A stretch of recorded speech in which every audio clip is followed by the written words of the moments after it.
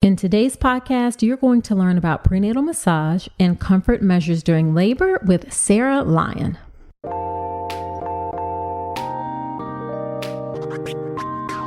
Welcome to the All About Pregnancy and Birth podcast. I'm Dr. Nicole Calloway Rankins, a board-certified OBGYN who's been in practice for nearly 15 years.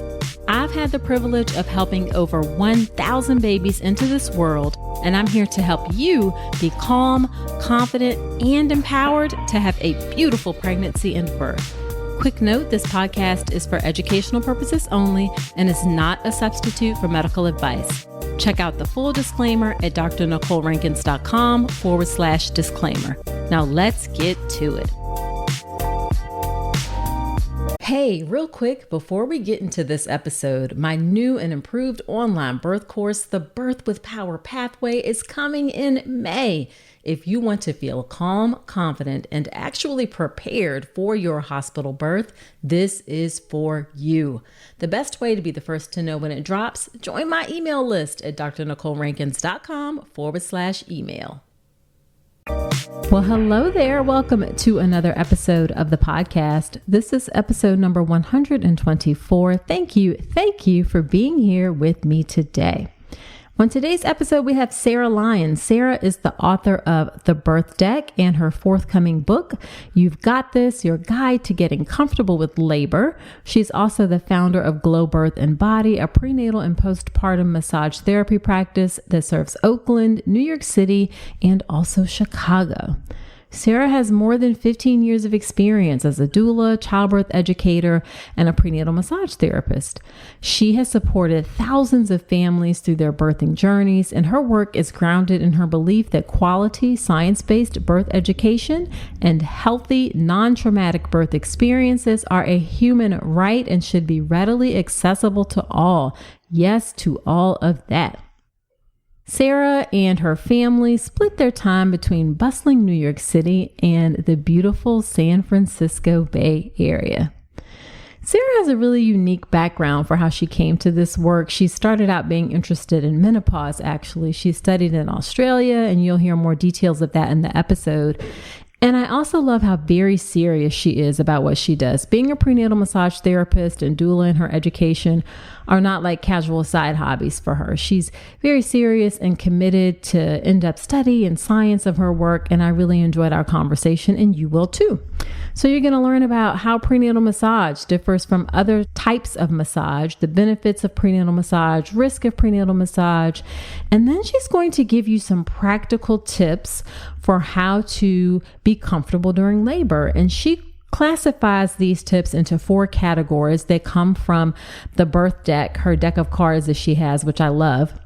One is support, one is movement, one is mind, and one is massage. And again, you're going to walk away with practical tips from each of those after listening to the episode.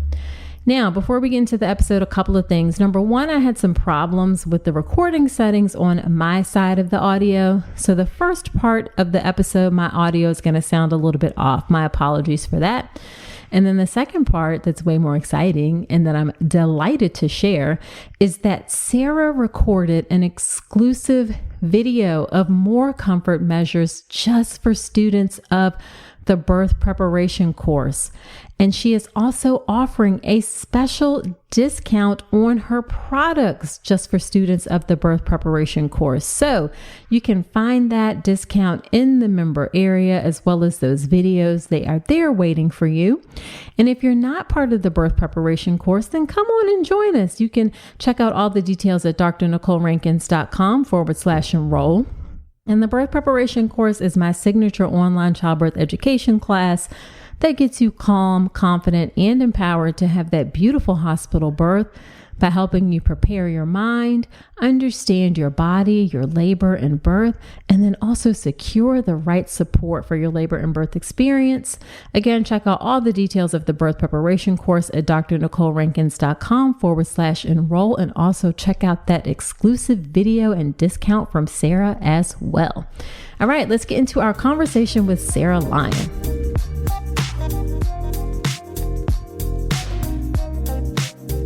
All right, So thank you so much, Sarah, for agreeing to come onto the podcast. I am excited to have you here. It is so nice to be here. Thank you so much for having me, Nicole. I am Sara Lyon, and I am the author of The Birth Deck and of an upcoming book called You've Got This, Your Guide to Getting Comfortable with Labor. I'm also a doula and a birth educator and the owner of Glow Birth and Body. Love it, love it, love it. And what about your family? Do you have any children? I do. I have 2 young kids. I have a 7-year-old and a 3-year-old. Okay. All right. Love it, love it, love it. So why don't you start off by telling us about what led you to become a doula, childbirth educator, and also a prenatal massage therapist?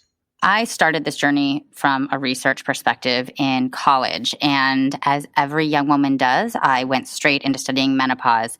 And I was so interested in what my friends' mothers were experiencing and watching how their experience of letting us go was sort of mirroring our experience of going out into the world, and then watching them wonder what they were going to do with the rest of their lives. So I really got interested in the hormone experience that they were having, what their endocrine life was doing, and how that was mirrored in society back to them, and what that told them about themselves, and then how that impacted. Okay, Sarah, that is not typical. Somebody to be interested in that.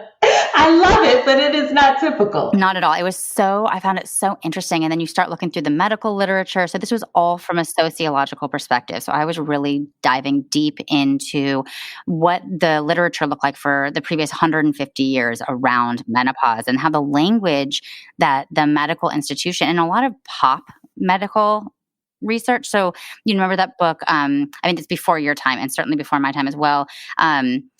What is it, like the How to Talk About Sex, and like all the things you didn't want to ask. And it was in the 60s, and this book was so interesting. And there's a line where the author literally says, a woman will feel as though she is following her ovaries into oblivion, and in reality she is. And it's like, wow, that's like really, that's not teeing up like a really exciting last chapter of your fertility career, you know? Right. So I thought it was just really interesting. And, so I start from that. I start from that perspective. And then I'm learning about women's health through this lens. And when I decide to leave college and I'm thinking, okay, I'm going to go for a policy or a research career. I'm thinking sociology, I'm thinking public policy, I'm thinking public health, really want to figure out what that's going to be. So I decided to go to massage therapy school, partially as a conduit to not only paying for graduate school, but also to having sort of like a clinical adjacent career where I'm working with clients and I'm able to see how their bodies are changing over the course of time from a therapeutic perspective as a massage therapist. And I went to Australia to study. And they have a really different approach to medicine, just generally. Now, their allopathic medicine definitely mirrors ours, but they have a huge Asian influence in their population. And that influence, well, I think that people talk about how it's a huge culinary influence and how it really adds to the tapestry of Australia. The reality is it also brings all of these different therapeutics to the continent, and the medical system has embraced it in a way that our system doesn't. I also think it has to do with this is like really a tangent, but I also think it has to do with how, with having a more socialized and nationalized healthcare system, where they have the medical system has a huge investment in prevention because the cost fully comes back to the government. Yep. Versus here where it's privatized. So being unwell is actually really lucrative for the systems. And not even hating on allopathic medicine, because it almost has nothing to do with medicine. It actually has to do more with systems and organizations, right? Yeah. So 100%. So anyways, as a result of all of these little nuances in the culture and in the medical system, I got this super thorough education as a body worker, as a clinical massage therapist. And then my treatments as a massage therapist in Australia upon graduation were fully covered by insurance. So by their insurance. And so I was able to work and I was trained by osteopaths and physical therapists and body workers, osteopathic body workers. So I was able to, I could work in clinics, I could work in hospitals. I worked at, one of the biggest cancer centers in Australia, tested that out. And I started to get really, really interested in prenatal care and prenatal body work. And then one of my first bosses sort of took me under her wing. She was a midwife before and had started this retreat center called Body Freedom with her partner in downtown Melbourne, Australia. And she took me under her wing, and I had a few other mentors who taught me everything about birth education, birth support. And then I started going to births with clients. It was a really organic evolution. And this was in 2005, 2006. So this was a long time ago. And doulas were still super fringe at the time, especially in Australia. And it was cool. I essentially got to follow an apprenticeship model, which was so special. So that's how I got into all of this. Nice. Yeah. So but you're born and raised in the US, but then decided to go to Australia? That's right. I was born and raised in Southern California, and then went to college in the Midwest at University of Michigan, and then went to massage school in Australia. And then I ended up there for 5 years. I really started my practice as a body worker there. I started my career there. Gotcha. What in the world? I'm just curious. I always like hearing people's stories. Why Australia? Like, what led you to Australia in particular? It was really learning about international systems and medical systems and how they support women's health, really, again, from more of a sociological perspective. And there was just no doubt that, for example, I studied for 2 years full time, and that is a really intensive program. I did over 2,000 hours of study. That is significantly more than you get in the United States. Gotcha. As a basic program. Gotcha. Love it. Let's talk about something most pregnant women aren't getting enough of: omega-3 DHA. The recommendation is over 200 milligrams a day, but less than 5% of pregnant women in the US meet that. That's one of the reasons I love Ritual's Essential Prenatal. It has 350 milligrams of vegan DHA, plus other key nutrients like methylated folate and choline to support baby's neural tube development. As an OBGYN, I appreciate that Ritual goes beyond the basics. The formula is science-backed, third-party tested for heavy metals and microbes, and every ingredient is traceable. And the delayed release design, it's gentle on the stomach, something that really matters, especially if there's trouble with nausea during pregnancy. You deserve to know exactly what you're putting into your body, especially when it comes to prenatal multivitamins. And with Ritual's dedication to traceable science and sourcing, you always will. See for yourself with 25% off your first month at ritual.com/Dr. Nicole. Start Ritual or add Essential Prenatal to your subscription today. That's ritual.com/Dr. Nicole for 25% off your first month. So you went through all of this training. So started on the spectrum of the menopause and then came all the way back to the other end of childbirth, which is where you still are today. And do you still... I know you have also, in addition to your book and the Birth Deck, prenatal massage studios. Is that right? Yes. So because I came into this through massage therapy, right? Mm-hmm. So my interest in birth support, birth work, childbirth generally really came from massage therapy. And it's such a great tool for tracking something that is as fluid and as ever changing as a pregnancy, right? So every time you see a client, they're presenting with a different physical issue. They're presenting with different emotional and endocrine issues. And all of those things you quickly learn are wrapped up into this one larger system, which is that fertility spectrum, right? And so I own prenatal and postpartum deep tissue massage therapy practices. So Sara, let's talk a bit about then prenatal massage. What are a couple of benefits of prenatal massage? Prenatal massage is so good for your body and for your mind. We all know how relaxing it is. And there's a reason for that, because your body is going to be responding to not only just the touch, but the whole atmosphere of quiet, of peace, of solitude. So whether or not you already have children or this is your first pregnancy, a prenatal massage is going to give you some time to dive in, to be quiet, and to essentially get into a meditative state without having to have a meditation practice. Now, that alone is really beneficial. We all know, or we've heard certainly, about the research on meditation and how it can help not just calm your mind, but then calm your entire body. So we have primary benefits being an increase in oxytocin. So oxytocin is this magic hormone that governs so much of procreation and of the childbearing year. As your oxytocin is increased, the rest of your stress hormones are going to decrease. That's going to impact not only you, but also the fetus, right? So the baby is also going to be experiencing the oxytocin, which is going to reduce the stress chemicals in their body as well, because you're in a shared system, a shared endocrine system during gestation. So with that in mind, towards the end of pregnancy, it's also putting you in a better position to go into spontaneous labor, and for that labor to be stronger because your body's already primed to release oxytocin and to turn off stress hormones.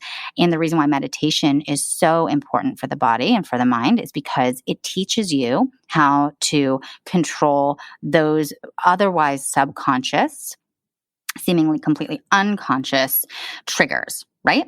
Those systems in your body. So turning off your stress response system, turning on the relaxing hormones that we need in order to have those really productive contractions. So it's increasing your good, your happy, high hormones. It's decreasing your stress hormones. So we got that. In addition to that, it's going to be good for your blood pressure and for overall system health. So when I say system health, I'm really referring to the lymphatic system. So keeping your body in, people get all sorts of edema. Edema is another fancy word for swelling. Right. And just the simple act of massaging up towards the heart, even without a lot of pressure, can be really beneficial. So, we all know that massage therapy is going to help with our muscle tension and things like that. But I don't think as many people know that it's really great for swelling as well. And then finally, it's really great birth preparation, because especially with deep tissue massage, learning how to relax into pressure and sometimes pressure that goes into discomfort and then maybe even pain in order to release something that is actually pathological for your body. So whether it's giving you sciatic pain or it's giving you neck and shoulder tension and headaches, if we need to work into those muscles and you learn how to work with that intensity, that is again kind of like the meditation. It's training your brain to let your body relax. It's training your body to relax with that tension, which is something that it's a skill. You then carry that into your labor. 100%. That makes perfect sense. Are there any risks of prenatal massage that you know of? There are a few risks, but they're very minor. And the primary risk really is dislodging a clot, especially in the lower leg, that can travel. And really it's the lower leg because that's where they're most common. Right. So a deep vein thrombosis that could end up carrying through to the heart or to the brain. But that is incredible. I've never heard of it happening in real life to anyone. And I've been doing this work for almost 20 years. Gotcha. I know something I often see is an association or like warnings about prenatal massage in the first trimester. But as I understand, there's actually no research that shows that that's really a risk. It's more a caution that some places take. Is that right? That's correct. There's no research on it. There's very little research on women's health generally and on pregnancy, unfortunately. We'll get there. To be fair, I don't think that there are many pregnant women who are like volunteering for studies, I get that it's not like it's some grand, whatever. Yeah, it's fine. We all know. We all know. Right. It's not some big conspiracy. Right. There's no research on the first trimester massage warning. Now, with that said, I have a very experienced and liberal stance on it as a result of my experience. If somebody is coming in to get massage therapy and they've been getting massage therapy throughout their lives, not super frequently, but like, maybe once or twice a year or whatever, it's very unlikely that getting a massage of any kind is going to cause an issue in first trimester. Yep. Now, what are the caveats, right? If someone's super nervous about it, they shouldn't do it. Sure. What's going to cause the issue? Probably more likely going to be the stress hormones than the, you know what I mean? Yep, the adrenaline 100%. and the cortisol than the actual massage. So that, and also you're just not going to enjoy it. So what's the point? Exactly. So I would say if you're scared, don't do it. The other thing is, I'm not going to tell somebody like, listen, your first trimester, you've never really been a runner, but maybe you should start running. You know what I mean? Like, Yes. It's almost virtually the same advice. There's very little research on exercise in pregnancy and exercise in first trimester, but your doctor's going to say to you, like, listen, if maybe you don't run first trimester. And, a lot of the midwives that I know would generally say, the first trimester is a time to sort of hold the energy, right? There's a reason why your body basically puts you down for 3 months. And it's because you need to build a ton of blood. Yeah. You need to build up to 60% more blood volume, right? So that takes so much energy. So if you're feeling like you just want a cocoon, and if part of that cocoon process is getting a massage, then great, do it. It actually will probably be quite regenerative for you and restorative. But if you're not really feeling it and it's making you nervous and you've heard, this sort of like pop sci stance on the risk factor, then you really need to follow. You need to follow what your intuition's telling you in that capacity. Yep, absolutely, 100%. And then, how does prenatal massage differ from other types of massage? Depending on where you're going, in some places they'll put you face down in the belly hole in a table that's crafted specifically to fit boobs in a belly, right? Breasts there's like breast holes and a belly hole. Now, those massages, part of the allure of those massages is that they aren't that different from a normal massage, right? And so women are excited because maybe they've had bad prenatal massage experiences, or they've heard that prenatal massages just like aren't that great, which, to be honest, can oftentimes be true. And that's why we're so popular, is because it's not true in our practice. Right.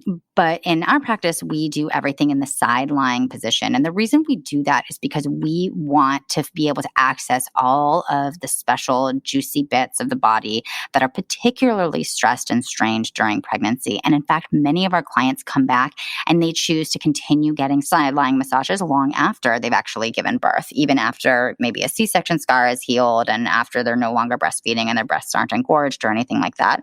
They'll still want to be side lying because it's so good. So we work, if you think about the line of the body in the side lying position, we use these big bolsters that are extra firm so that you're not, rolling in any direction you don't want to. And we have a pillow that is specially formed so that you don't get that crunchy shoulder on the bottom. We oftentimes have clients want to buy just the head pillow for side lying sleep at home, but the system is only sold as a whole through Oakworks. So you would have to buy the whole thing. Gotcha.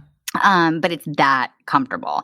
And so we work so that we're working specifically on the hips, the lower back. We get a lot of mobility around the shoulders. We get to work all of those inner leg meridians which are essentially nerve channels that are so powerful for the uterus, uterine health, for fertility generally. So we like to work in that position if somebody is trying to conceive.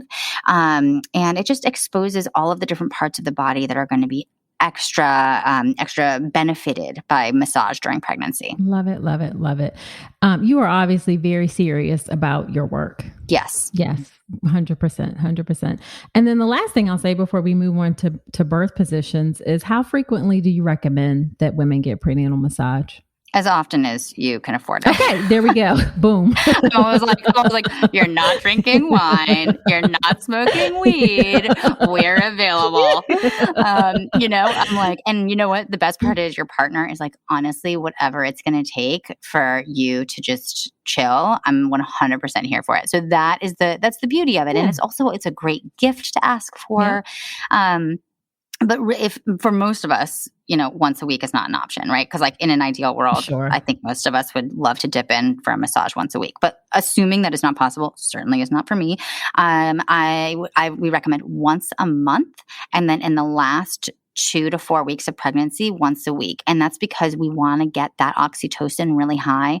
We want to keep your body and your mind. It's really your mind. I mean, that it's a mental game. Mm-hmm. Labor is so much of a mental game. 100%. It's like your brain needs to go on vacation because your body's going to do the work. Yep. So it's such great training for that.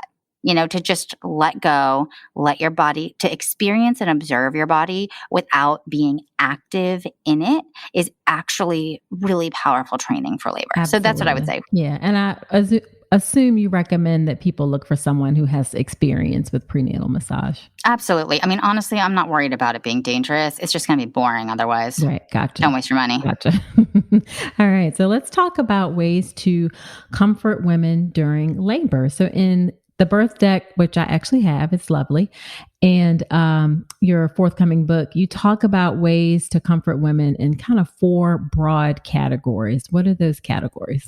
We work through the 4 categories that really form entire birth support. So movement, mind or mindfulness, massage or really just touch, healing touch.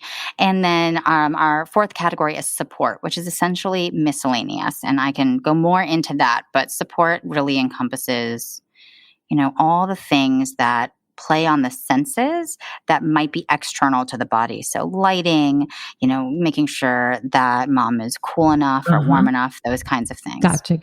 So let's get into it. Let's give folks some practical tips from each of the strategies, maybe 1 or 2 if we have time. You were just talking about support. So let's talk about a couple of things that folks can do for support, whether it's themselves or the partner or how's it work?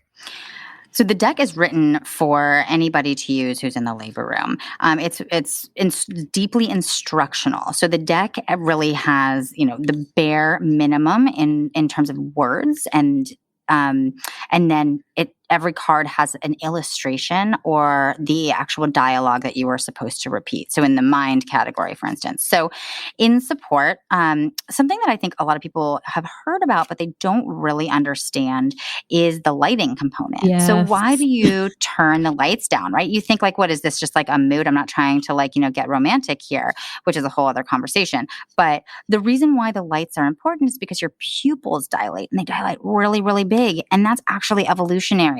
You're looking for danger. You're looking for light. And most of us go into labor in the middle of the night, right? And for a first-time labor, you're probably going to go into labor in the middle of the night, and you're probably going to give birth when it's dark again. Whether or not that's something you want to hear, probably 24 hours later, you're going to be pushing a baby out. And so lighting is important because your pupils are dilating to keep an eye out for danger in the environment. And danger would come in the form, usually when we were evolving to give birth, in the form of other humans. So it actually is to see light glinting off of somebody else's eyeballs, right? The glassy surface of an eyeball, right. Or to see a fire of, a campfire far away, right. Or to see anything that's approaching that looks like it could be in danger. A danger for you. So lighting is important because your pupils are super dilated and you're going to be super, super sensitive to that light. So when you walk into the hospital room, you'll be able to dim the lights in most hospitals. They sort of got the memo about 10 years ago, 15 years ago, and they started building dimmers into their switches. And these are the kinds of things when you're going on your hospital tour that you want to ask about. Do you guys have dim lights? Are you guys okay with us turning the lights off if we need to, et cetera? So lighting is a super simple one that absolutely anyone can do. I hate bright lights in the delivery room. And I will say that, y'all, physicians, healthcare providers in general are often not sensitive to this. They come in the room, they flip on lights. And I don't think people mean anything by it. We're just not necessarily trained to recognize it. So do not be afraid to say, can we please keep the lights low? I think it just creates a much nicer, in addition to the things you mentioned, like it makes you feel safer and like more comfortable in the room. I love like stringing up white Christmas lights to help if you want to create like a little bit of light. But I 100% agree. Like bright lights, I don't think are the right or the best atmosphere for babies to come into the world. Well, it signals to the brain that there's danger, and when the mammal brain senses danger in labor, it cuts contractions down or off because it says this is not a safe environment in which to release this fledgling, this little vulnerable baby. Yes. So, okay, cool. Shut the process down. You think about us like in a former time, which really wasn't that long ago, honestly. where now we have to walk to a new environment or wait for the danger to clear, and then labor starts again, which if you think about it, that makes sense, right? From what you've, I'm sure, seen in your labor rooms, right? It's like mom needs to calm down, and lo and behold, the contractions come back when she's feeling safe and secure again, right? Yes. And I can tell you, labor will stop if you're scared. And in extreme circumstances, when people are really, really scared, you can give people like buckets and buckets of Pitocin, and it doesn't matter if they are scared, their body will stay shut down and labor will not happen. So 100% agree. Yep. Yeah. It's so right on. That is so right on. It's so interesting that you say that. It's exactly right. And there's so, it used to be that we were afraid of all of these external factors, back like primal days when your amygdala was like, just really tuned into your external environment.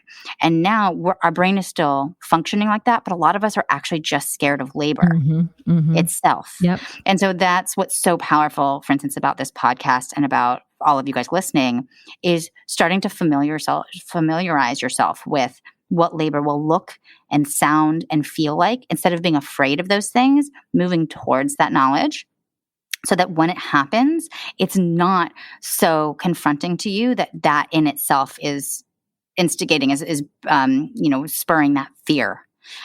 So I think that's really smart. So important. So important. So let's talk about movement. What is something that folks can do with movement? Movement is so crucial for labor. You remember, I'm sitting here looking at a model of a pelvis right now in my recording area, and the pelvis has to move in order for the baby to move down through the pelvis. You have all of these bones that need to get out of the way for the baby to actually navigate that bony environment. And I think a lot of us forget that. We kind of feel like there's like this inert hole that the baby's coming out of, and like that's that. It's not so simple, So movement is really crucial. Now, the vast majority of birthing folks are going to be in a forward-leaning position if they are left to move however they want to. So one of the most important things that you can do is you can get a birth ball and start working with that at home right now. I bet you guys have talked about that before on this podcast. You're going to get a big ball that's like an exercise ball, a Swiss ball, and you can sit on the ball, and then you can lean your upper body forward onto any surface that you want. So my favorite position for labor is called ball and bed in the deck. And I'll just read the instructions so you get a sense of what the instructions sound like on these cards. So there's a really, really brief introduction. This position allows mama to be active during a contraction by rising onto her forearms on the bed. When she needs rest between contractions, she should relax her upper body onto the bed and pillows. So, bullet points for instructions. Suggest that mama sit on the birth ball, lean forward, and rest her head and arms on the bed. Add pillows if the bed is too low. Add appropriate massage techniques while she's in this position, like double hip squeeze, lower back stroke, leg squeeze, and third eye press. So layering these techniques is really what's going to address multiple sensory systems at once. Love it. And that's going to bring the greatest comfort. Awesome. Awesome. And birth balls are not that expensive. They're just big exercise balls. I think you can get them for like $20 on Amazon or something like that. They're not terribly pricey. And you can get them blown up really quickly and for free at most sporting goods stores. They'll just take them back and blow them up for you, where they work on like bikes and stuff like that, or blow up soccer balls. Yeah. I did not know that. Good tip. Good tip. So yeah, and I agree. Movement is really crucial. And even tiny millimeters of space can make a difference as to whether or not a baby's going to be able to move through the pelvis. Those little bits add up, and they definitely count. So movement is really, really important. And if you can start working on some of those things ahead of time, then that is great. And I would say, I know like you can practice these things, but it doesn't have to be overwhelming or anything, correct? Like you don't feel like people need to be starting halfway through their pregnancy and every day you got to go through all 50 cards, or like, how do you recommend sort of approaching things? Absolutely not. Yeah. The whole point of the deck, and the reason I wrote it to begin with, is because it doesn't, in a lot of ways, it almost doesn't matter if you practiced it because again, let's go back to these hormones, right? Like adrenaline, you're going to be so excited. You're in your labor. You're going to be a little bit nervous. There's a lot going on. You're figuring out who's going to watch your dog and who's going to watch your, older kids. And it's like, you know what I mean? It sort of feels like the house is on fire. And so a lot of that knowledge that you've gotten through reading and through your classes are going to go out the window. But if you have what I think of as like the crib notes, like your cheat sheet, then you can always refer to those notes or to these cards, for example, to give you a reminder. And if you start practicing around, I would say like 32 weeks. If gestation is usually 40, then you're going to have more than enough time to practice. And really the first thing you want to do is, if you're pregnant, is just go through the cards and see what even appeals to you at all. Because some of the stuff will, some of the stuff won't. You might be surprised in labor, something that wasn't exciting to you when you were pregnant might actually be exactly what you want and need in labor. You don't always know if it's your first labor, what your body's going to do and feel like. But just, having them around, they're also such great reminders for a nervous partner. Think about what that partner is experiencing. We so often forget that. And your partner needs to feel empowered in order to actually empower you, in order to help you. So having something nearby that can help them feel like, okay, I didn't just sit there and not know what to do. That is by far the majority of the feedback we get, is that it's such a great, helpful tool for the partner to remember things that they've talked about during pregnancy, or even just to bring them out for the first time ever in labor is helpful. Right. Love it. Love it. So let's talk about massage. What is the massage technique? How about the double hip squeeze? How about we talk through that? Because that's a really common one. That's the one. I've known doulas who have to carry wrist guards in their bags because they have to do so much double hip squeeze for so long during labors. Okay. So a double hip squeeze is like the foundational support technique. And that is quite simply squeezing in at the hips in the area that I call the happy moon. So not on the bony bit that's right on the side of your hips, but in that sort of squishy, great bit. If you were to hold at a woman's proper waist, like where her jeans sit, if in a high-waisted jean, and then come down about one handprint, right? So right under that. And you want to get to the squishy bit that's in between the top of the pelvis, the pelvic ridge, and the bone that's the top of the leg bone on your side of your hip, which is called the greater trochanter. And that area right there gets a lot of intensity during labor because as the baby's moving into the pelvis, it starts to oftentimes radiate pain out through, just because it's pressing against the nerves in the pelvis, it starts to radiate pain out through the sides of the hips and the glutes. So by holding in there and providing counter pressure, it's not only really comforting, but it can alleviate a lot of that discomfort, a lot of that pain that you might be feeling through your glutes and through your hips. So you hold on, and it's like you're doing a pec fly where you're bringing your hands straight in, your palms straight in towards one another to squeeze at the hips, and you just hold there. And, in labor, usually less movement is better. So less is more, usually in labor for these positions. Okay. So you just hold. Got it. Okay. And then let's end with the last one, talking about, and I should say, you also have some, you on Instagram, you demonstrate some of these techniques. Is that correct? Or YouTube? Yep, exactly. Both on Instagram and on YouTube, I have dozens of videos showing you guys how to do these techniques. And so you can always tune in there. Love it. So let's talk about the last one, which I think is in many ways the most important or foundational one, and that is the mind. Mind is everything. So as we've harped on this entire podcast episode, it's all about the mind. It's about what your mind is going to tell your body to do. And your mind is the computer, right? Your mind is looking around, it's taking in information, and then it's sending signals out to your body. And your job, especially if you are supporting someone in labor, is to help mama feel really grounded and safe. Safe is everything, right? You want her to feel like she can do it and like she is totally supported by everyone around her. And if you're giving birth in the hospital, it's important that you guys meet the people that are going to be caring for you. It always helps to bring some kind of a gift. Trader Joe's treats, always do it. Something in that amazing aisle above the freezer section.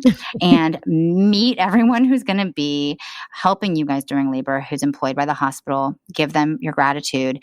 And even that simple act of meeting everyone is super helpful. Then you move into the room, you start, labor, maybe labor slowed a little bit as you've transitioned because you're in a new environment, you're going through the bright lights and triage and the insurance card and blah, blah, blah. Mm-hmm. And you don't worry. Contractions are going to come back. You know that. You're going to meet the strangers around you and mom's going to be like, okay, cool. I get it. Okay, I see this. I'm here. We're cool. And then you can start with something as simple as affirmations. So we do have a hypnotherapy script and guided imagery in the deck, which are longer and more, I would say, things that really need a little bit more practice if you want them to be super effective, whereas affirmations are helpful for absolutely everyone. So one of my favorite affirmations, it sounds so simple, and I'll just read a couple of them. On the front of the card, it's where an illustration would be for example, in a massage technique.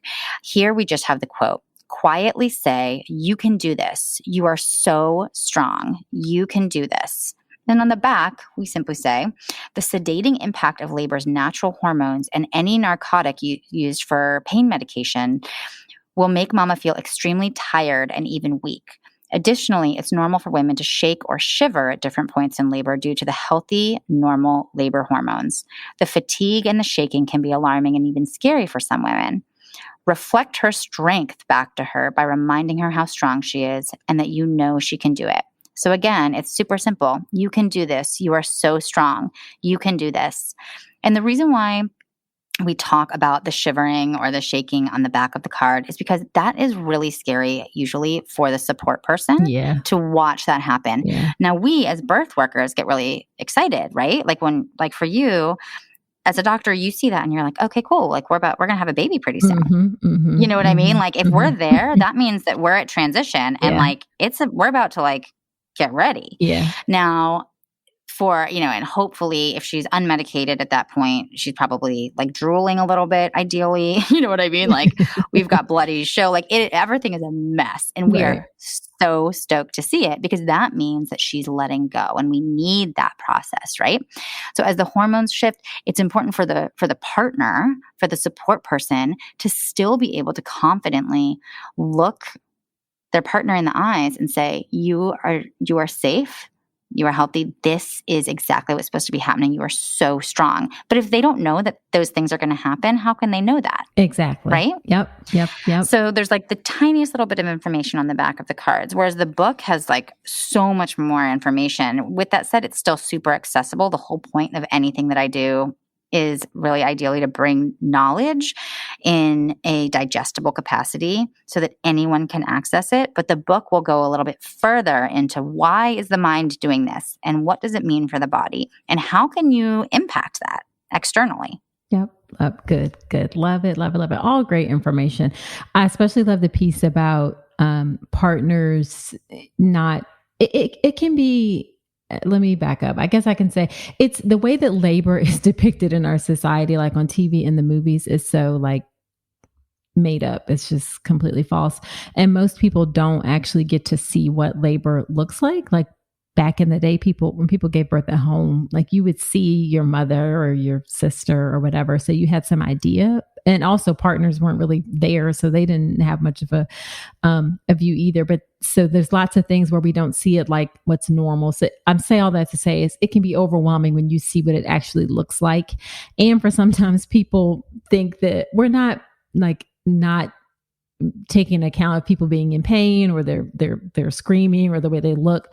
It can be a little bit unsettling because it looks like the healthcare providers are ignoring it, and we're not. It's just that we know that this is what normal labor looks like. So in order for you to have some idea of what to expect and be able to help someone through that is really important.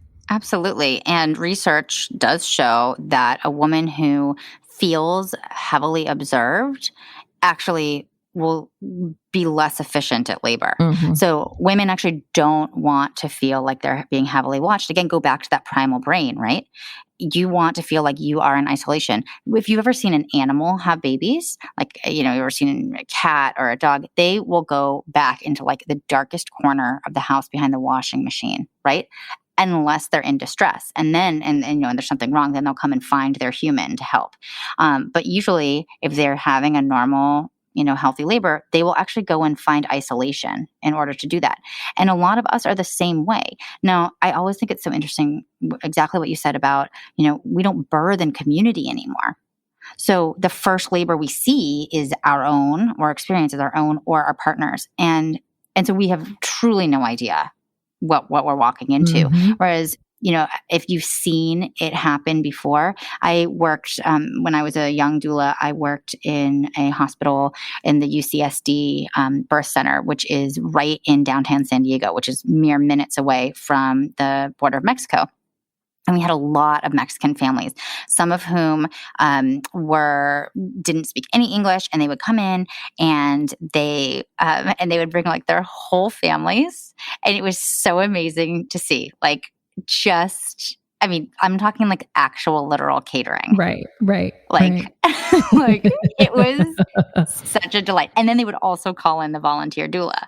So it was like the more support, the better. But then they had really specific protocols about who was in the room when and why. But it was all very respectful in this really well-oiled machine.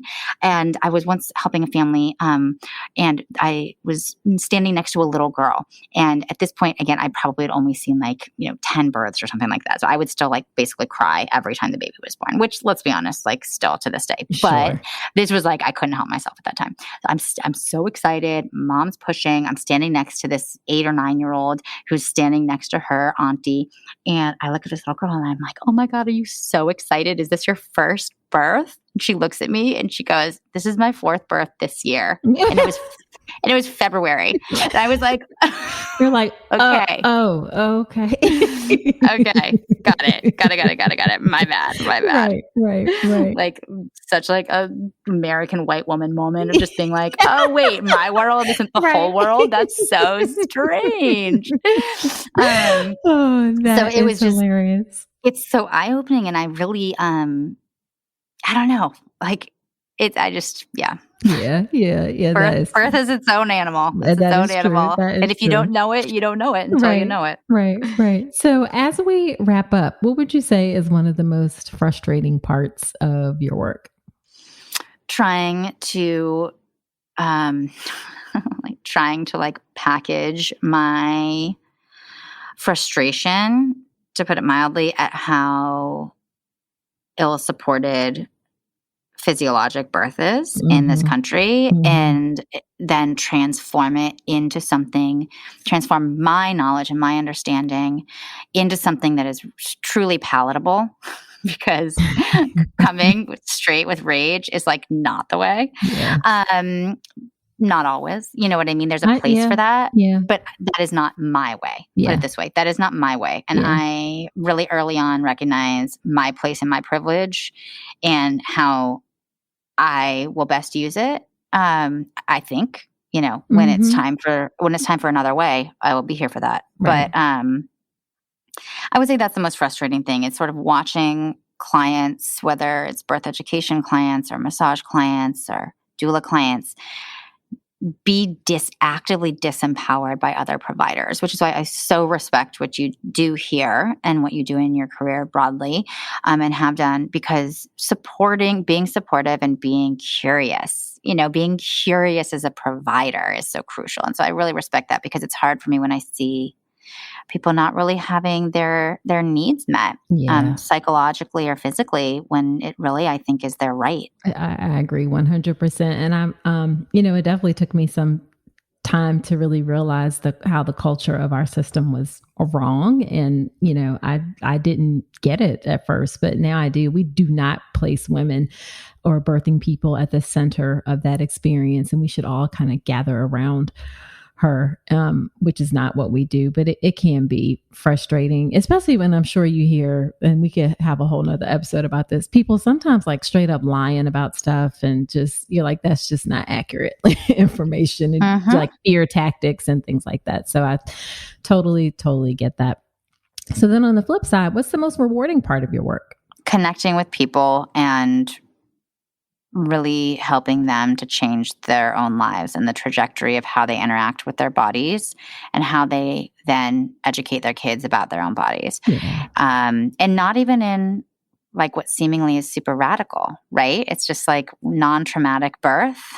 Something as like basic as non-traumatic birth can be so powerful for how we think about ourselves forever and how we then talk to our kids about what they're capable of. Yes. And it's like, I always say, like, we're not like building rocket ships. We're just asking that people get treated with respect and not have terrible experiences during one of the most important, one of the most meaningful, during one of the most important parts of their life. That's it. I think we can do this. Like, we can make this happen. It's not complicated. Like you said, it's not huge, but it's very, very meaningful and very, very important. So I can see that as well. So then last thing, what's your favorite piece of advice that you would give to expectant moms, dads, families? What's your favorite piece of advice? So my biggest piece of advice is simply to get right with your partner and with yourself. Confront anything that you think is going to crop up in labor, whether it has to do with postpartum, early parenthood, with birth and labor itself. Are you afraid of tearing? Look into that. Learn about it. Learn about the statistics so you understand like really what the risks are, because usually the things you're scared of are something that you can either plan for. So going back to work, what does that look like? Finances. Is our finances giving you anxiety? And is that the thing that's going to come up in your mind in labor? You know? Truly look at your life in pregnancy and think about how you can get as wise as possible about supporting yourself. And that does not mean face masks, like really getting the work done. That's my biggest piece of advice. And obviously buy the birth deck and buy You've Got This, which comes out on July 13th. Well, there you go. So where can people find you if they want to know more about you? You can find me on Instagram at The Birth Deck and at Glow Birth and Body. You can find us at www.glowbirthandbody.com and at thebirthdeck.com. And you can buy You've Got This, Your Guide to Getting Comfortable with Labor, which is a book that you can buy on its own or in addition to the Birth Deck as a full comfort measures course. You can get that on Amazon. It releases on July 13th, or on our website, thebirthdeck.com, or anywhere books are sold. Awesome. Thank you so much, Sara, for agreeing to come onto the podcast and share such great information.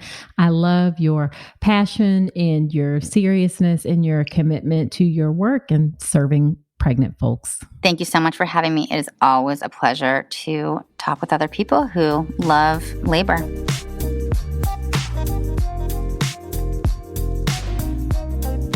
All right. Wasn't that a great episode with tons of information? I told you that you were going to enjoy it. Now, after every episode, when I have a guest on, I do something called Nicole's Notes, where I talk about my top 3 or 4 takeaways from the episode. Here are my Nicole's Notes from my conversation with Sara.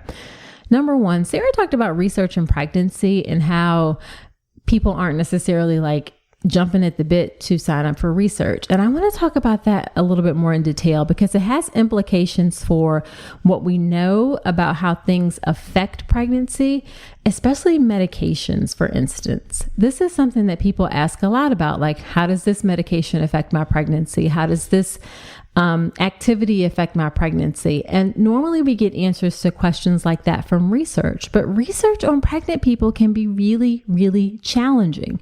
Number 1, not a lot of people necessarily want to sign up for research because you don't want to take the chance of quote unquote experimenting with your pregnancy and your baby.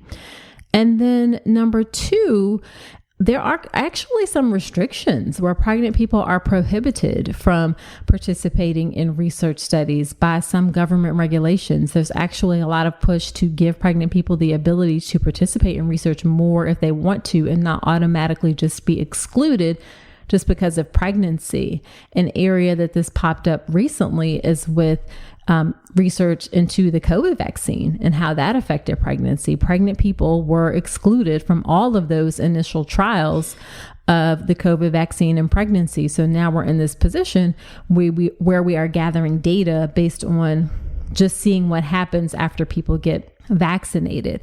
So I say all that to say that when you think about like, what's the effects of this or that in pregnancy, sometimes it can be challenging to get that research and to get that information. And also when you do get information, you just have to look at it through that lens of the quality of the data as well. Because again, it's not going to be those typical most high quality, like randomized trial studies. Those are hard to come by in pregnancy, particularly for things like medications and interventions like that. Okay, my second Nicole's notes from this episode is Sara talked about how mindset is one of the most important aspects of being prepared for your birth, and I could not agree more. Step one of my beautiful birth prep process, and my beautiful birth prep process is the process that you go through, the 5-step process that you go through within the birth preparation course to get you ready for your birth. And step one of the process is to set the tone for your birth. And by that, I mean you need to work on your mindset. You need to get the right support, have the right people, the right types of support with you. The energy of your labor room needs to be on point. You can even learn about in the birth preparation course what to wear or how to manage medical students or resident physicians with your physicians in training as part of your birth and well. So I cannot agree more about that mindset piece. And you can get even more detail about that inside module 1 or step 1 of the birth preparation course as well. And then the final thing that I want to say is that she mentioned how important it is for you and your partner to be on the same page with things as much as possible when you make choices and decisions about what you want to do for pregnancy, birth, and after the baby comes. And one of the things that's also important for you to be on the same page on is childbirth education. I highly recommend that you and your partner both do childbirth education. It's going to make your experience go a lot better. That's one of the great things about the birth preparation course is that you can do it together. It's all online, so you can do it when it's convenient for you. I have lots of folks say they like cast it to their television or iPad and just watch it together. And again, you can check out all the details of the birth preparation course at drnicolerankins.com/enroll. And my third Nicole's notes is I really appreciate how Sara talked about that you and your partner need to be on the same page with things with pregnancy, birth, and parenting. One of the things that's also important that you're on the same page about is childbirth education. It's really important that both you and your partner do childbirth education so that your partner understands things and can best support you. That is one of the great things about the birth preparation course because it's entirely online. You and your partner can easily do it together or in your own time and in your own space. Check out all the details again of the birth preparation course at drnicolerankins.com/enroll. Okay, and my final Nicole's notes is that I will respectfully disagree with Sara that practice isn't necessary for comfort measures ahead of time and that you'll forget everything once you're in the throes of labor. In my experience, and I've been doing this a long time, 15 years at this point, those who are prepared and who have practiced ahead of time do better in labor. You may not use all of the tools that you learn and practice. You may find that some of them you actually don't like when you're in labor, but you want to have those options there and you want to know how to easily use them if need be and not be trying to figure that out in the throes of labor. And that's where practice comes in and can be really important. So I recommend that you practice your comfort measures ahead of time so that you have those tools ready to go and you can grab those tools when you need them. All right. So there you have it. Be sure to subscribe to the podcast in Apple Podcast or wherever you're listening to me right now. And I would love it if you leave an honest review in Apple Podcast. I do shout outs from those reviews from time to time. And those reviews also help the show to grow. I really, really appreciate it. And I just love hearing what you think about the show. Also, if you're not following me on Instagram, please do. I'm there at Dr. Nicole Rankins. I provide even more great content there about pregnancy and birth. I also do live videos and Q&A sessions from time to time. So do check me out there at Dr. Nicole Rankins. So that's it for this episode. Do come on back next week. And until then, I wish you a beautiful pregnancy and birth. Thanks so much for listening to this episode of the All About Pregnancy and Birth podcast. Head to my website, drnicolerankins.com, to get even more great information, including free downloadable resources on how to manage pain and labor and warning signs to look out for after birth. You'll also find information on my free online class on how to make a birth plan that works, as well as everything you need to know about my signature online childbirth education class, the Birth Preparation Course. Again, that's drnicolerankins.com, and I will see you next week.